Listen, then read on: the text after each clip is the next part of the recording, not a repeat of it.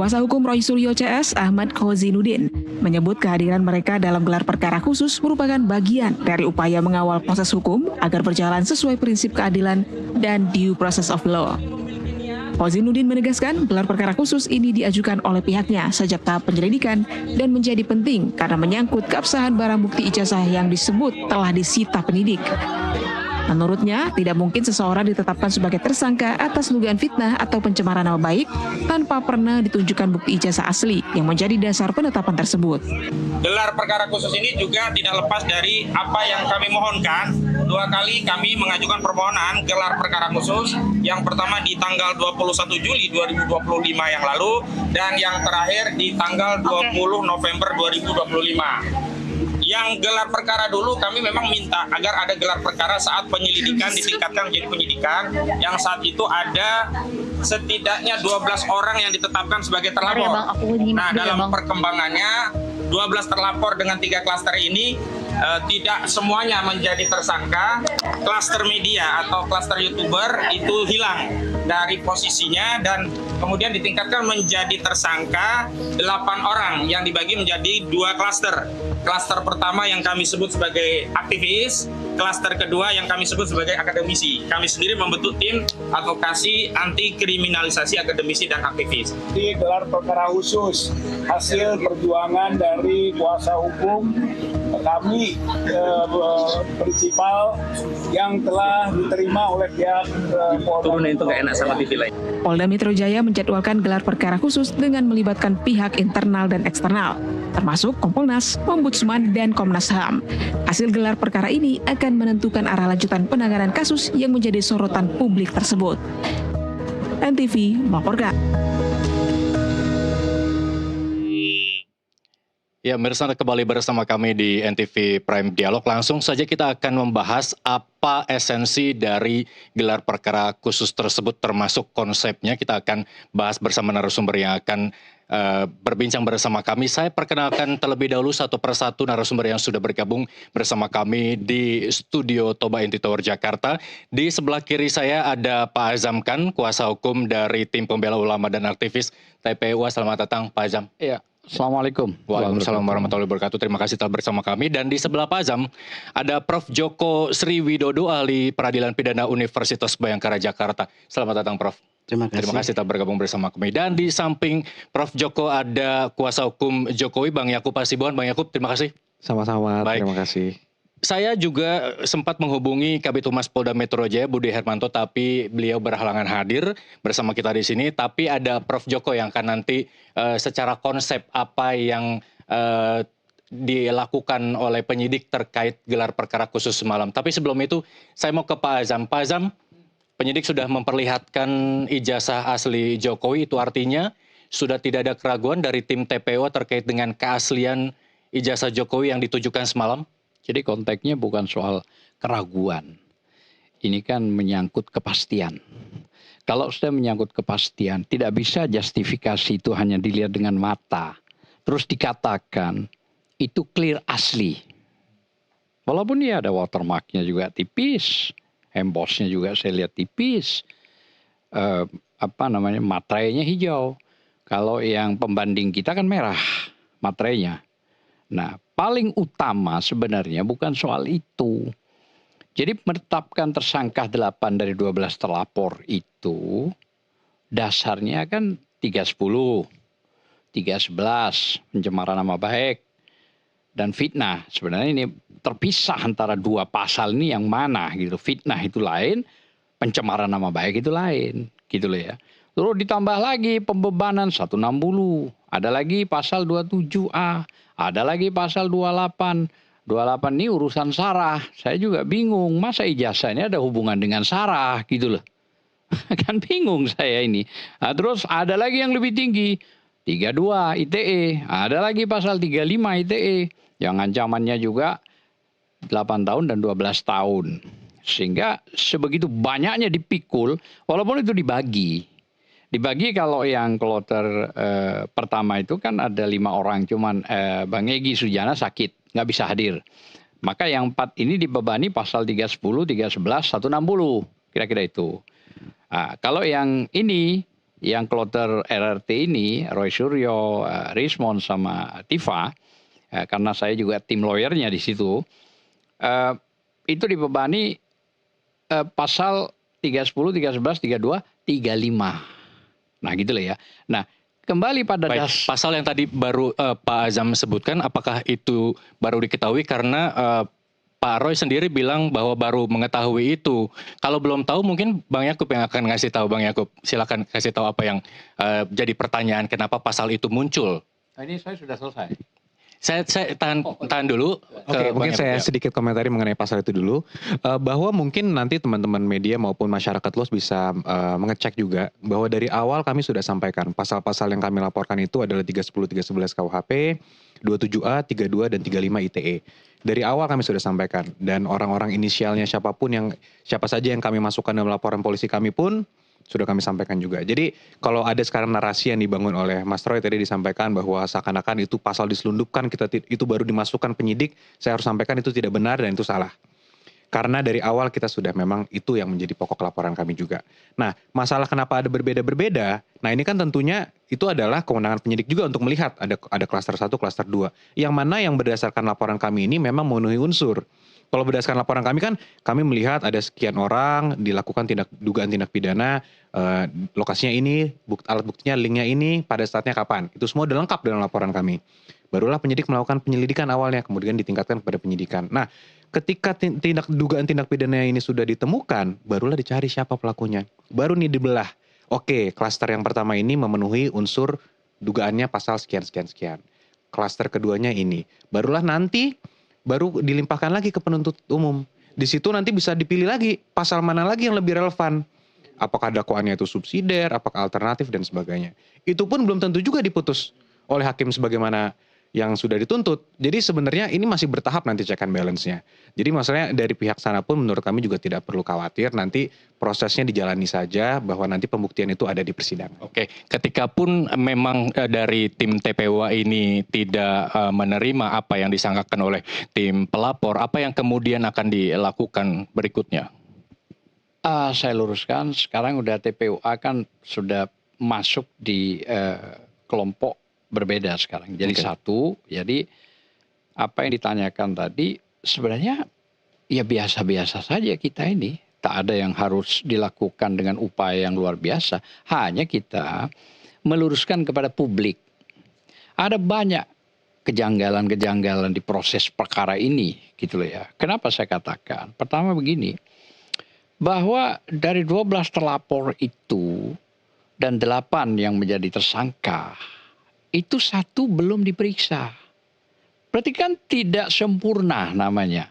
Tidak menjadi satu kesatuan. Padahal itu kan satu kesatuan. Harusnya diselesaikan dulu. Dan yang kedua juga, pengajuan-pengajuan saksi dan ahli sudah kita ajukan beberapa kali. Tapi juga belum ada pemeriksaan.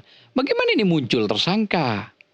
Nah, lebih ironis lagi, pasal 72 KUHP. Setiap tersangka wajib diberikan salinan BAP. Sampai detik ini saya ngomong di sini tidak pernah dikasih. Nah ini bagaimana saya bilang gitu. Wajib pasal 72 KUHP harus diberikan tersangka itu BAP-nya, nanti biar Prof yang menjelaskan. Gitu lah. Ya, silakan. Bisa dijelaskan dari tuntutan dari tim TPWA ini terkait dengan salinan yang sampai saat ini belum diterima begitu. Apakah ini termasuk cacat prosedur yang dilakukan oleh penyidik?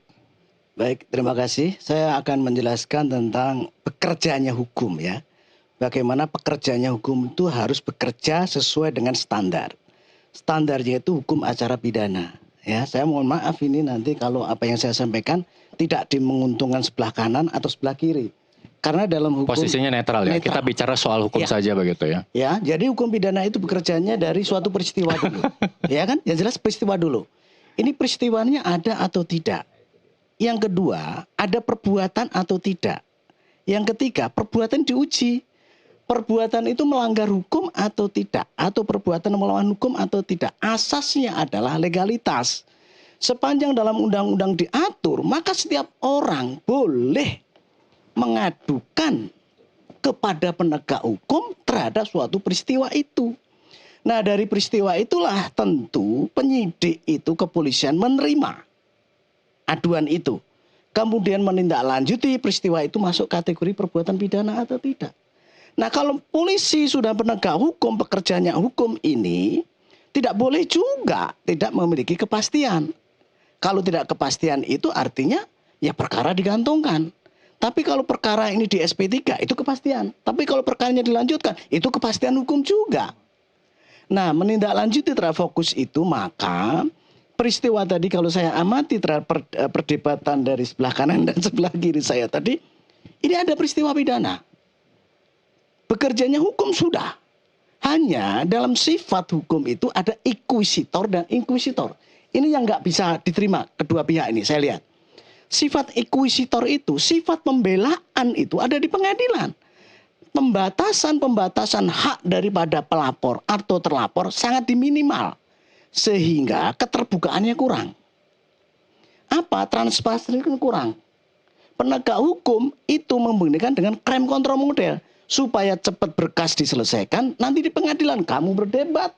Bisa freeze prak. Oke, berarti tepat apa yang dikatakan oleh Bang Yakub bahwa tim TPWA tidak perlu bereaksi berlebihan dulu karena memang pembuktiannya nanti pas persidangan begitu ya. Saya melanjutkan sedikit. Ya. Ini bedanya inkuisitor dengan inkuisitor. Inkuisitor tadi membatasi terhadap tadi keinginan-keinginan dari pihak pelapor atau terlapor. Apa sih buktinya, siapa saksinya, minta BAP dan sebagainya. Ini yang disampaikan beliau ini inkuisitor. Benar nggak? Benar. Boleh nggak? Boleh. Tetapi hukum kita ini ada campur. Ada inkuisitornya, ada ekuisitornya. Belum menjalankan murni konsisten. Apakah ekuisitor atau inkuisitor. Semuanya itu memiliki kelemahan dan kelebihan. Crime control model memiliki kecepatan, tetapi hak banyak yang dilanggar. Tapi kalau due process of law ya seperti ini. Mereka berdebat di luar, padahal due process of law itu tidak boleh berdebat di luar sebenarnya. Perdebatannya nanti di pengadilan. Nah, inilah prinsip ini kan menjadikan perdebatan soal penguatan. Ada yang sebelum di pengadilan sudah mengatakan ini tidak terbukti. Yang satunya lagi ini terbukti. Saya kira bekerjanya hukum dalam pembelajaran yang saya ajarkan kepada mahasiswa tidak seperti itu. Baik, namun tadi baik, singkat saja sebelum nanti saya bertanya ke Prof ini yang seorang tersangka itu wajib nggak mendapatkan berita acara pemeriksaan salinan? Ya, jadi kan ada putusan MK itu, jangankan minta, ketika ditetapkan tersangka saja, itu diberitahukan atau di SPDP, baik kepada pelapor, kepada terlapor. Apa tujuannya? Supaya yang terlapor itu mempersiapkan diri pembelaannya di pengadilan. Oke, tapi terlapor bisa minta secara sampai detik ini saya bicara sama Anda, itu tadi malam juga sudah disinggung, masih belum siap. Pihak dari Dirmum dan penyidik, dan dia minta waktu. Seharusnya sudah disiapkan. Dan ingat, kita ini menjadi tersangka ini sudah berbulan-bulan. Masa berbulan-bulan belum? Lagian belum ada pemeriksaan yang tadi saya bilang kurang sempurna. Artinya ada yang satu terlewatkan tidak diperiksa. Nah, harusnya itu tetap menjadi satu bagian supaya ada penyempurnaan. Karena hukum yang dilihat dari situ. Kalau sudah itu KUHAP juga yang ngatur. Kalau sudah itu barulah berjalannya P18, P19 sampai ke atas P21. Baik, artinya resmi tidak penetapan tersangka, tidak melalui prosedur pemeriksaan terlebih dahulu. Mungkin saya harus tanggapi sedikit. Baik, sedikit dulu sebelum ke Bang Yakub, Prof. Dulu. Jadi inkuisitor tadi, inkuisitor tadi, kalau inkuisitor itu kapan saja minta terhadap apa yang terjadi, pemberkasan tadi, saksinya siapa, itu bisa diminta. Bisa loh ya. Tapi kalau dalam inkuisitor, nanti di pengadilan saja akan kebuka semua, termasuk terhadap berkas tadi. Ini ada dualisme pendapat. Nah, bisa nggak diberikan pada saat belum P21? Dalam praktek menggunakan inkuisitor. Nanti kalau udah P21, kamu berkas tak naikkan, tak kasih berkasnya, siapkan pembelaan itu di pengadilan. Tapi Prof, di pasal 72 KUHAP itu diberikan demi kepentingan proses keadilan pengadilan. Artinya proses ini harus diberikan Ya, gitu. Jangan tadi ditunda, kasihan kepada Tadi saya katakan tersangka bukan berarti itu. tidak diberikan. Pada umumnya kami juga sering ke pengadilan dan mengamati dalam proses hukum pidana itu, ketika dinyatakan P21 diserahkan berkas kepada tersangkanya juga di kejaksaan, maka itu diberikan itu terbuka. Ya, itu kan Oke. berbeda. Baik. Ini itu kan Ini di kejaksaan. kecepatan saja, maksudnya Kita di kepolisian ini. Oh, iya. Nah, artinya KUHAP itu menentukan di kepolisian, bukan di kejaksaan. Kejaksaan beda lagi P21. Karena proses di kejaksaan itu sudah berbeda penyidikannya, kan akan dipanggil kembali untuk diproses. Artinya ada perbedaan. Nah, karena dengan perbedaan, maka bagaimana kita memiliki ilmu sebagai tersangka? Kan begitu. Pada saat kita disidik dari awal, tidak mendapatkan itu. Nah, ini kan ironis dan ini menyalahi aturan. Nah, KUHAP itu bicara gimana? Oke, sambil menunggu Pak Azam ini mendapatkan surat salinan itu dari penyidik, saya mau minta kesempatan dulu Iya, untuk terima Bang kasih. Yaakub menjelaskan. Iya, Silakan. saya tanggapi sedikit agar nanti Prof Joko juga bisa memberikan pandangan lebih komplit gitu ya. Bang Azam mungkin ada juga kemarin digelar perkara khusus. Dua hal tersebut sudah di-raise kemarin. Yang pertama mengenai BAP itu. BAP penyidik sudah sampaikan disetujui akan diberikan. Namun ditanyakan dulu kepada kuasa hukumnya, pemeriksaannya sudah selesai belum, sudah cukup belum? Apakah ada lanjutan atau belum? Anda mengetahui nggak semua? Dan di situ kemudian ada diskusi-diskusi sampai akhirnya dikatakan oke, baik, akan diberikan nanti. Tapi sudah disetujui. Walaupun pada hakikatnya dalam hukum acara nanti pada saat pelimpahan berkas perkara semua pasti akan diberikan. Bukan hanya BAP tersangka. BAP saksi semuanya, daftar alat buktinya semua akan diberikan pada saat pelimpahan. Itu yang pertama. Yang kedua tadi juga ada mengenai saya potong sedikit. Itu tidak cukup di pelimpahan. Sebentar dulu, Bang. Nanti Adinda, itu harus pada saat tersangka sudah harus diberikan itu. Yang kedua tadi mengenai ada satu tersangka yang belum diperiksa. Ini juga kemarin sempat ditanya. Kemudian ditanya balik kepada para kuasa hukumnya, sudah terima panggilan belum? Mungkin Bang Azam ada di situ juga, disampaikan sudah terima panggilan secara sah dan patut. Iya, betul, sudah terima. Sebelumnya pun juga dari saat penyelidikan pun sudah diundang. Artinya ini bukan undang klarifikasi awalnya, kemudian pada saat penyelidikan diundang lagi. Pada saat tersangka sekarang belum diperiksa memang. Nah, tapi pada saat itu sudah dilakukan undangan atau panggilan. Jadi semua prosedurnya sudah dilakukan. Namun kalau memang tidak hadir karena alasan satu dan lain hal, itu tidak bisa menghentikan penyidikan yang sedang berjalan. Tidak mungkin karena alasan satu dan lain hal itu bisa menghentikan proses penyidikan yang sedang berjalan. Oke, baik. Singkat saja sebelum kita break jeda. Kalau ada orang sakit, itu bisa saja penyidik punya kewajiban untuk mendatangi. Satu, kebenaran sakitnya bagaimana. Nah, kalau bisa diperiksa di tempat boleh, asal ada kesepakatan. Kenapa itu tidak dilakukan? Harus, itu wajib loh. Bagaimana tidak gitu loh. Kalau kita menerima ada alasan itu sakit terus dibiarkan, akhirnya apa yang terjadi kata Adinda tadi. Jawabannya, tapi penyidik harus melakukan, jemput bola, datang, melihat. Kan begitu. Benar nggak ini orang sakit? Satu. Kedua, bersepakat. Pak, gimana kalau saya periksa di atas kasur, di atas tempat duduk, di rumah Bapak? Disepakati iya. Lanjut. Nah, itu proses. Dan itu benar itu. Tidak mungkin tidak gitu loh. Oke, nah, baik. itu yang tidak dilakukan oleh penyidik. Sehingga kurangnya penyempurnaan ini maksud saya. Oke, baik. Kita sudahi terkait hal ini. Kita akan kembali ke gelar perkara khusus terlebih dahulu. Prof, kalau tadi Pak Budi Hermanto berhalangan hadir, mungkin Prof secara singkat bisa dijelaskan konsep dari gelar perkara khusus ini. Apakah ini akan mempengaruhi proses penyidikan yang dilakukan oleh pihak kepolisian sebelum P21? Apa yang bisa dijawab? Dalam kajian saya hukum peradilan pidana dan bisa dilihat di Google seluruh buku saya, gelar perkara itu hanya untuk meyakinkan kepada penyidik berkaitan dengan proses penyidikan itu adanya suatu transparansi apabila ada pihak yang ingin mengetahui terhadap proses gelar itu dijelaskan.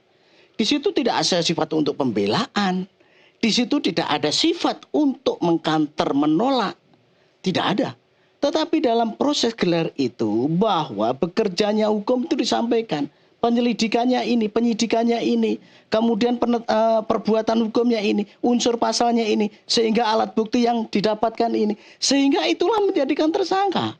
Sehingga orang yang keberatan terhadap proses itu boleh, namanya gelar.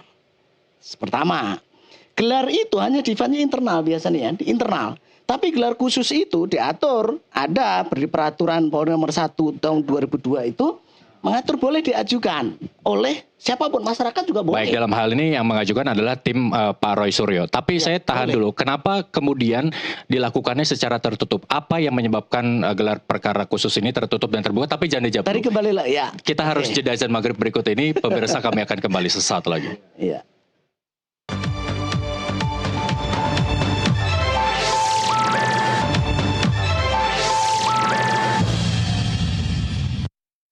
Ada kembali bersama kami di NTV Prime Dialog. Pemirsa, masih bersama Pak Azam, Prof. Joko dan juga Bang Yakub. Tadi kita sempat terjeda, Prof, siapa yang kemudian diperbolehkan untuk mengajukan gelar perkara khusus ini, terus kemudian penentuan gelar perkara khusus ini dilakukan secara tertutup atau terbuka? Ya, dalam peraturan Kapolri itu, gelar itu tadi, yang gelar pertama tadi penetapan tersangka berarti internal. Tapi gelar khusus itu karena ada suatu atensi, permasalahan publik, terus kemudian dari segi politiknya, terus masyarakat juga pengen mengetahui. Nah, pihak-pihak yang mewakili tadi, ya kuasa hukum tadi udah benar ini. Kuasa hukum beliau ini sebagai kuasa hukum meminta gelar khusus, betul. Nah, bagaimana gelar khusus sifatnya itu? Hampir sama, tidak ada perbedaan dengan sifat yang gelar tadi. Yang sifat gelar tadi sama. Apa?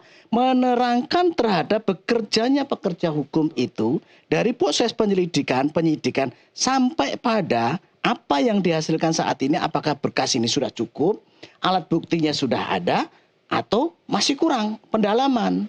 Nah, kalau sudah pendalaman sudah cukup, maka dalam peserta gelar itu bisa mengusulkan, loh ini kok udah cukup, kenapa nggak di P21, segera dong limpahkan ke pengadilan. Itu gambarannya. Nah, bagaimana? Tadi dalam inkuisitor tadi, kembali lagi sistem peradilan kita. Boleh penyidik itu tadi membeberkan bukti-bukti tadi dengan untuk memperlihatkan saja. Tetapi bukan untuk mengobservasi. Mengobservasinya nanti pada saat proses pembuktian yang dilakukan oleh jaksa. Nah, pada saat penyidikan itu, maka alat bukti harus dijaga betul itu oleh penyidik. Boleh hanya mengamati tadi, maka betul kalau hanya mengamati saja, kemudian dibuka, dibolak-balik boleh. Tapi ini barang harus dijaga rahasianya. Jangan sampai sobek, terjadi pertentangan, terjadi perdebatan, rusak ini. Wah, itu pidana lagi itu. Oke. Polisi melanggar SOP nanti. Itu prinsipnya. Oke. Penentuan berapa lama penyidik bisa memperlihatkan itu diatur dalam peraturan gelar perkara khusus itu? Ya, itu kebijakan saja, kebijakan hukum pidana. Oke, bagaimana kemudian Pak Azam bisa memastikan bahwa secara sepersekian waktu yang diberikan oleh penyidik untuk diperlihatkan ijazah itu, banyak kesimpulan yang diambil Pak Azam di awal tadi keterangan Anda? Saya bilang begini, Perkap 6 2009, pasal 31 sampai 33 itu ada dua, yaitu gelar perkara biasa, itu internal kepolisian. Silakan, sudah ya. Tapi saat apa yang diputuskan kita merasa kurang enak, kurang nyaman, kurang tepat, maka kita mengajukan surat permohonan untuk gelar perkara khusus, gitu, Prof. Dan itu sudah terjadi tanggal 21 Juli, tidak direspon. Oke.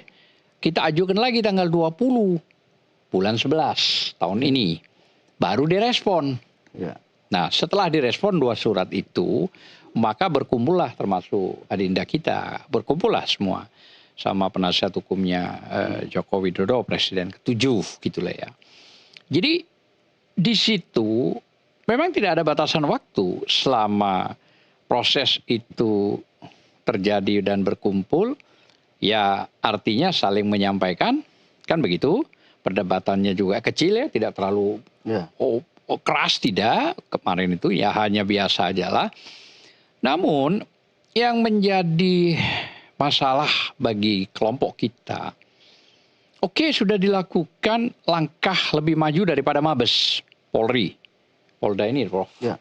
Yaitu dengan jalan memberanikan diri, ya, membuka lak itu ijazah Presiden ke-7. Namun dilihat, tak boleh disentuh, tak boleh diraba, tak boleh dipegang. Saya juga nggak ngerti itu aturan dari mana, aturan internal. Nah, aturan mengikatnya tidak ada itu, tapi internal. Nah, tapi kita menanyakan, kalau ini ijazah dibuka, kan diketahui, ada pembanding nggak? Oh ada. Oke, berapa banyak? 13. Nah kalau begitu, boleh nggak pembandingnya kita lihat? Oh nggak bisa. Apa alasan nggak bisanya? Karena ini masalah ranah pribadi. Tidak boleh. Padahal kan bicara hukum ini butuh kepastian, Prof. Ya. Bagaimana penyidik menjustifikasi ini barang benar, ya kan? Barang itu asli tanpa menunjukkan pembandingnya kepada kita. Berarti kan tertutup ini, nggak fair juga. Apakah nanti penyidik menyebutkan bahwa pembuktiannya di pengadilan saja cukup? Itu kan bahasa yang biasa terjadi begitu, gitu loh ya. Tapi kan namanya gelar khusus, namanya aja khusus. Khusus itu ya sudah. Oke, dalam hal ini kalau tim TPUA belum memiliki keyakinan bahwa begini, sesuai apa yang bukan soal tapi itu. Saya tahan dulu Pak Azam. Saya mau berikan kesempatan untuk saya sedikit menjelaskan supaya rinci. Oke, tahan dulu. Ya. Bang Yakub terkait dengan gelar perkara khusus kemarin begitu. Pak Jokowi tidak hadir, apa pesannya? Kemudian bagaimana kemudian Jokowi mengeluarkan statement segeralah ini disidangkan untuk menyelesaikan perkara di publik ini? Ya, mungkin Bang, pertama harus kami sampaikan bahwa kami sama sekali tidak berkeberatan dengan adanya gelar perkara khusus itu. Justru setelah kami hadiri, kami bersyukur. Karena kami dapat melihat seluruh rangkaian penyidikan yang telah dilakukan oleh para penyidik. Sangat konklusif, ratusan bukti, puluhan ahli yang sudah dikumpulkan, sehingga kami justru meyakini ketika ini dilimpahkan sudah pasti akan sangat akurat ini. Sangat kuat untuk kasusnya dibawa ke persidangan untuk nanti pembuktian. Jadi sama sekali tidak ada keraguan ataupun kami keberatan. Namun mengenai itu diperlihatkan ijazah, memang awalnya kami sampaikan bahwa ini sebenarnya tidak diatur. Justru malah yang diatur itu sesuai hukum acara itu nanti di persidangan diuji. Karena gelar perkara khusus itu adalah untuk memaparkan semua proses penyidikan yang setelah berlangsung. Itu juga bukan melihat keabsahan apakah penetapan tersangkanya sah atau tidak. Itu sudah ada forumnya, ada upaya hukumnya, ada pra-peradilan dan sebagainya. Gelar perkara ini hanya untuk memperlihatkan para pihak. Ini loh yang sudah kami lakukan, kenapa masuk ke unsur pasal ini dan sebagainya. Setelah gelar pun tidak ditemukan ada pelanggaran atau kesalahan SOP dalam penyidikan. Jadi ini yang harus kita pahami bersama dulu. Gelarnya sudah menyatakan bahwa semua sudah dilakukan dengan benar. Nah, mengenai diperlihatkan tadi juga sudah disampaikan oleh Bang Azam juga, dan semua bisa lihat statement dari yang kemarin hadir. Ternyata ada embosnya loh. Ternyata ada loh watermarknya. Ternyata melewati loh itu garis merahnya itu yang selama ini didalilkan seakan-akan tidak ada dan itu menjadi alasan kepalsuan. Artinya walaupun awalnya kami bilang ini tidak berdasar hukum, tapi kami jadi bersyukur. Oh, tadinya kan mereka melihat, tunjukkan ijazahnya, tunjukkan. Sekarang sudah ditunjukkan dan setelah mereka melihat itu kan, oh ternyata selama ini saya salah. Ada barang itu ternyata. Ijazahnya ada, sudah disita dan semua yang didalilkan tadi tidak ada ABC-nya, ada semua. Jadi walaupun kembali lagi kami sebenarnya awalnya juga mengatakan itu tidak berdasar untuk diperlihatkan, kami juga akhirnya bersyukur karena itu menjadi semacam ya sedikit kisi-kisi lah nanti persidangan akan seperti apa gitu. Apa kemudian yang mendorong tim kuasa hukum agar proses di penyidikan agar segera di P212 dan segera menuju ke persidangan? Iya, karena yang disampaikan oleh Polda Metro Jaya sebelumnya adalah akan dilakukan pemeriksaan terhadap saksi yang diajukan, saksi adi charge. Dan itu kami hormati, itu sebuah hak. Namun di gelar kemarin kami sampaikan kalau memang ada keinginan untuk mengajukan silakan diajukan. Karena kemarin infonya ada beberapa yang masih belum diajukan dan baru akan diajukan. Sehingga yaitu tadi hasil gelarnya salah satunya rekomendasinya untuk segeralah diajukan. Sehingga kalau memang ingin menggunakan haknya sebagai tersangka untuk mengajukan saksi adi charge dilakukan dengan serius, jangan sampai mengulur-ngulur saja penyidikan. Karena kami sampaikan juga kalau memang ini hanya untuk mengulur-ngulur, nanti sajalah gunakan haknya di persidangan. Karena masih boleh di persidangan nanti mengajukan saksi adi charge masih boleh. Oke, tim Jokowi menginginkan bahwa persidangan akan segera dipersidangkan. Pak Azam, bagaimana persiapannya sekaligus menambahkan yang tadi, tapi jangan dijawab dulu. Kita harus break sejenak, pemirsa. Dialog NTV Prime akan kembali sesaat lagi.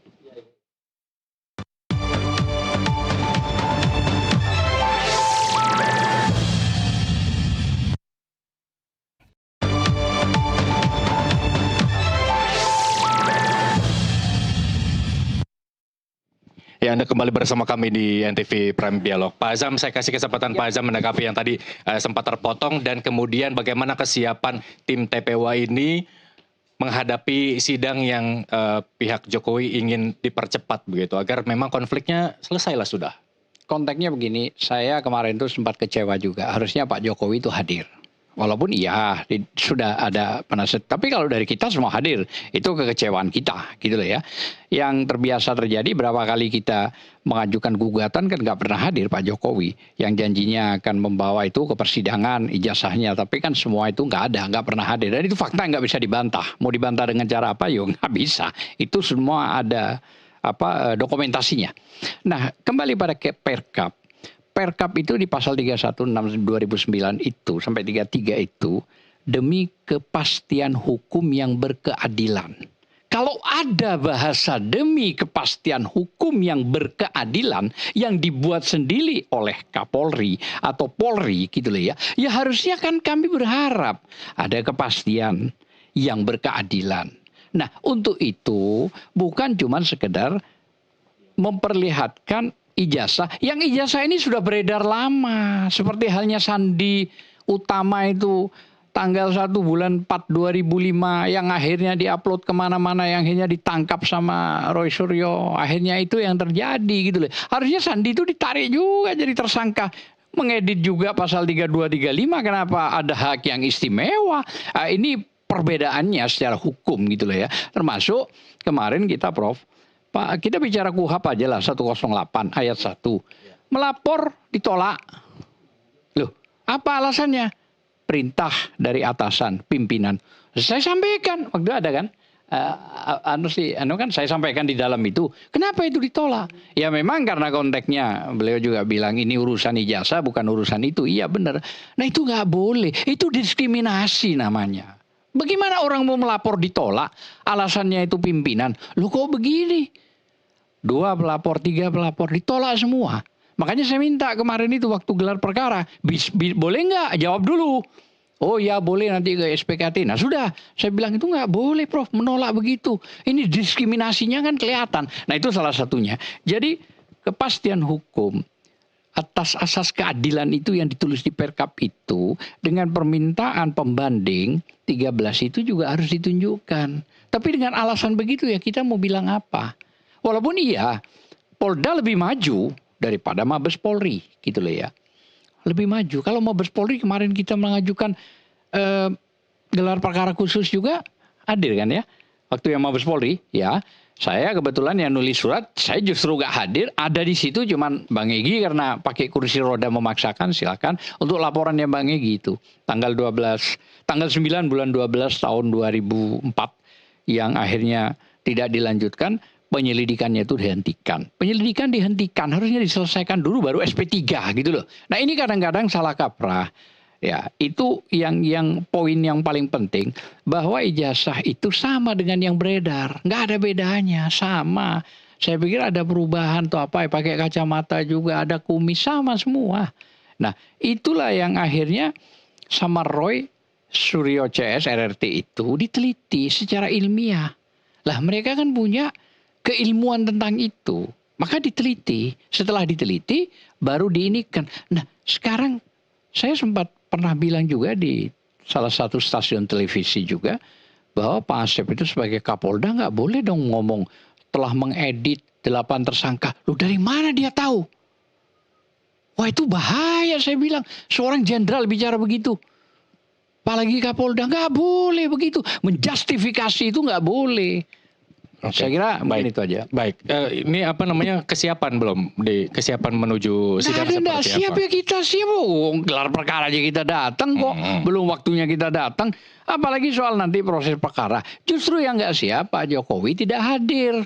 Harusnya didukung Apa alasannya oleh Bang penasihat Yaakob, hukum Pak Jokowi untuk tidak hadir hadir? Dan juga apa pesannya? menikmati Silakan. suasana di situ. Harusnya Dijawab begitu. langsung nih Pak Azam sama Bang Yaakob. Ya bagaimanapun ini kan permasalahan hukum. Kami sebagai kuasa hukum sudah diberikan kuasa, jadi sah-sah saja untuk kami yang hadir. Itu dari awal sudah kami sampaikan selalu. Kalaupun ada narasi seakan-akan Pak Jokowi menolak Semua hadir. dapat kuasa loh ya, prinsipal. Tapi dihadirkan sama kita. Kenapa? Kita nggak enak. Kita harus menghadirkan prinsipal itu. Kenapa? Supaya tidak ada celah. Nah supaya juga tidak menilai, wah ini kebal hukum ini. Baik, ada pertimbangan apa Bang Yakub?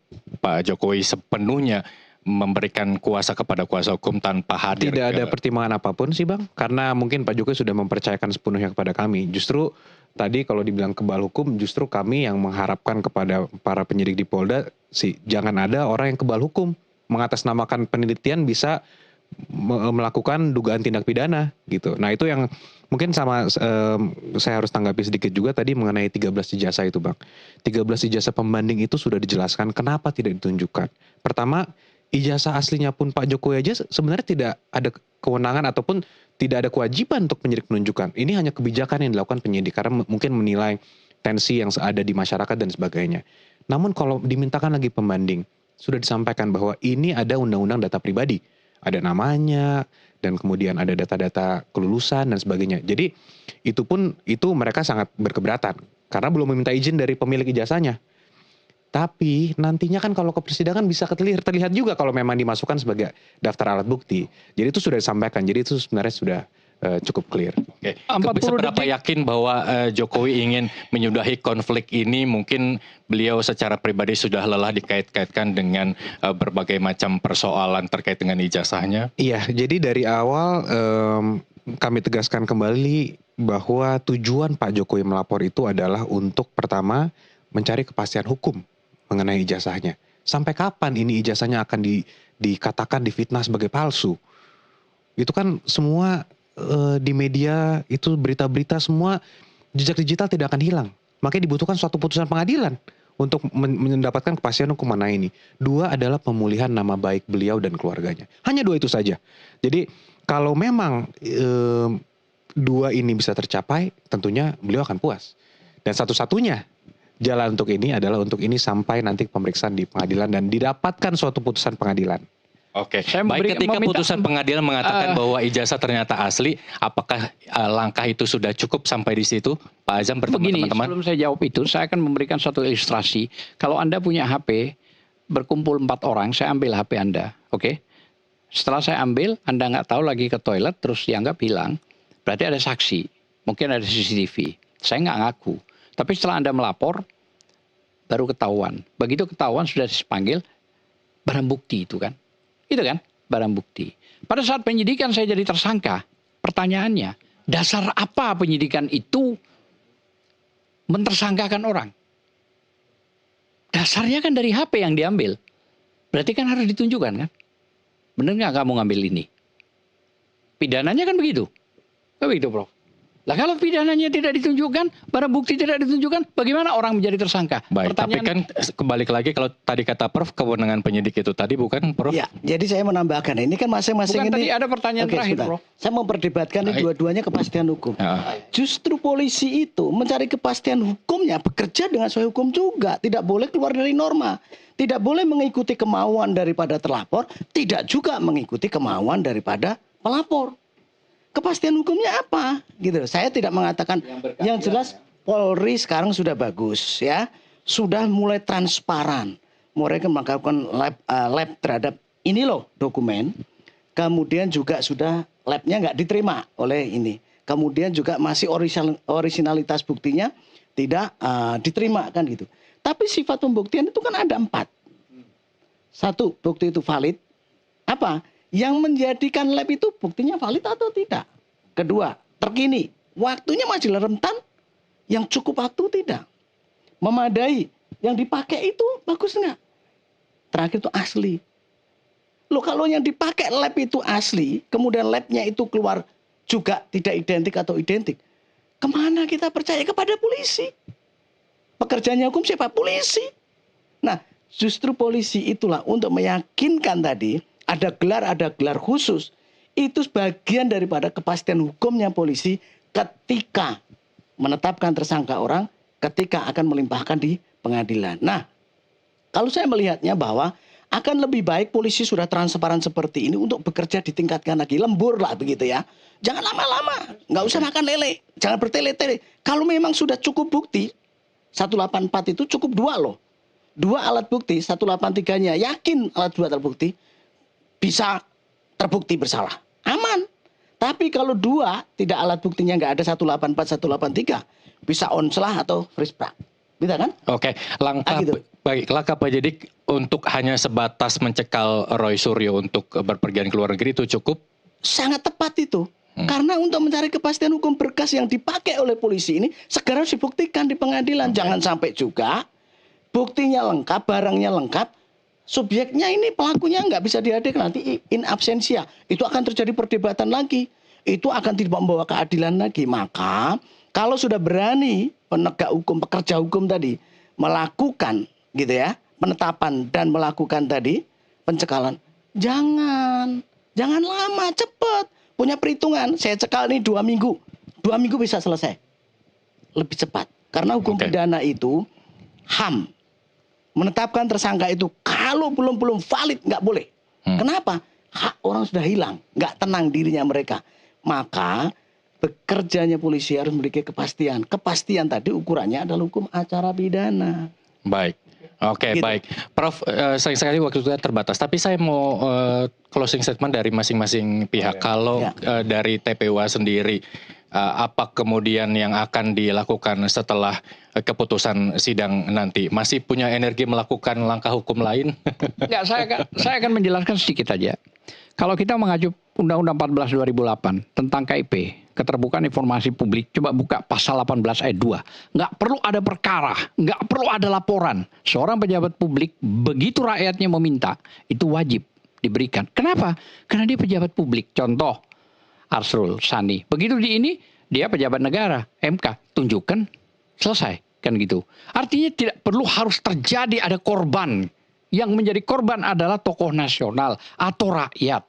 Pantaskah maksud saya seorang presiden ini ya kan harus mengorbankan rakyatnya demi hanya sebuah itu? Padahal di Undang-Undang KIP itu ada, belum undang-undang yang lain, belum Undang-Undang Dasar pasal 1 ayat 2, rakyat berdaulat atas negara, maka rakyat di atas segala-galanya. Nah, itu penting maksud saya disikapi. Saya pikir kalau menjadi orang yang negarawan, nggak perlu itu dipanggil atau dijelaskan atau langsung aja dibuka apa adanya. Masa sekarang apa jadinya kalau tokoh nasional ini harus ditangkap, misalnya nanti ditahan, misalnya nanti, walaupun ini tidak terjadi, ya kan? Cuman yang menjadi momok 6 bulan dicekal, ini kan juga bingung kita. Oke lah itu lewat lah, sudah enggak apa-apa. Tapi kita berterima kasih kepada Polda lebih terbuka ya, daripada Mabes. Dia lebih terbuka, oke, kita hormati itu. Tapi itu yang tadi penting, bahwa pejabat negara itu wajib. Lu bagaimana wong gaji dari rakyat, fasilitas dari rakyat, punya duit sebesar-besarnya dari rakyat, rumah yang berbeda dengan yang lain para presiden dan wakil presiden 12.000 meter persegi, bagaimana? Oke, terakhir Pak Azam, jawaban tegas saja. Kalau memang hasil persidangan menyatakan ijazah Jokowi asli, cukup? Itu tidak ada masalah kalau itu. Dan semua sudah pikir, iya kita akan bertarung di situ. Kan ada tingkat PN, ada tingkat PT, ada tingkat MA, ada PK. Itu akan digunakan saluran itu semua. Karena memang undang-undang kan Prof, yang menyuruh. Gitu. Saya kira nggak ada masalah soal itu. Cuman harapan saya, konflik ini memang harusnya disudahi. Dengan cara apa? Saya nggak ngerti juga mau ngomong apa. Baik, kan ikutin aja alur yang sekarang ada dijalankan. Tidak Pak Prabowo lah. Bagaimana Pak Prabowo sebagai presiden itu? Oke, baik, terima kasih Pak Azam. Biarkan sajalah proses itu. Bang Yakub, menjelang sidang dan harapan apa hasil kemudian dan langkah hukum berikutnya jika memang benar-benar terbukti bahwa ya memang sesuai keyakinan Jokowi bahwa itu asli begitu? Iya, mungkin pertama saya tanggapi sedikit saja mengenai tadi bahwa mungkin undang-undang KIP dan itu saya tidak mau tanggapi terlalu banyak karena sudah sering kita diskusi itu dan sudah terbukti juga bahwa itu salah satu data yang dikecualikan, ada undang-undang perlindungan data pribadi juga di situ. Dan mengenai Pak Arsul Sani, saya sangat hormat dengan beliau dan justru karena saya hormat dengan beliau, saya tidak mau ada korban-korbannya seperti Pak Arsul Sani yang bisa dipaksa harus tunjukkan walaupun itu tidak apple to apple. Kenapa saya bilang tidak apple to apple? Pak Arsul Sani, saya tidak lihat ada berita orang teriak-teriak untuk gantung Jokowi seperti Pak Jokowi, gantung Pak Jokowi, nusa kambangkan Jokowi. Saya lihat Pak Arsul Sani tendensinya tidak seperti itu, sehingga ketika diperlihatkan pun selesai.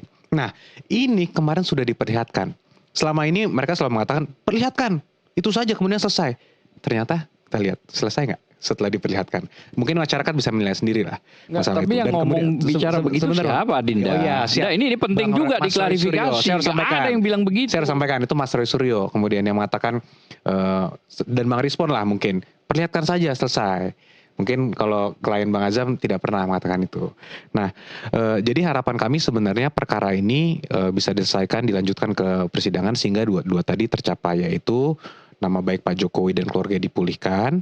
Dan kedua, ada kepastian hukum mengenai ijazah. Jadi mudah-mudahan semua pihak dapat menghormati proses penyidikan yang sedang berlangsung dan kita mendapatkan putusan yang sebaik-baiknya dan sebenar-benarnya. Oke, baik. Terima kasih, Bang Yakub. Langkah hukum memang tidak ada ujungnya, Prof. Begitu ya. Nah, untuk melerai dua pihak yang berperkara ini agar tidak terkesan saling tuntut di kemudian hari kembali begitu ya.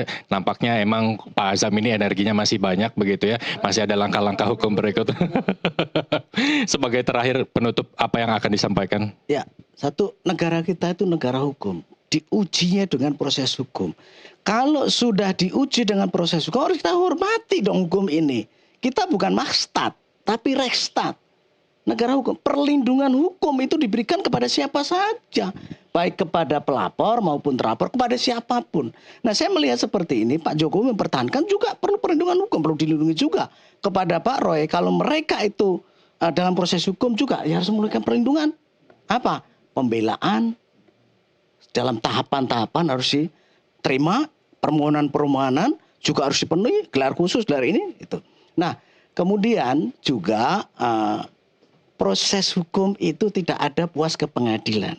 Tidak ada orang yang di pengadilan itu pasti ada yang nangis, ada yang ketawa. Yang menang ketawa. Di pengadilan tidak ada. Saya happy karena putusan pengadilan. Tidak ada, Bang.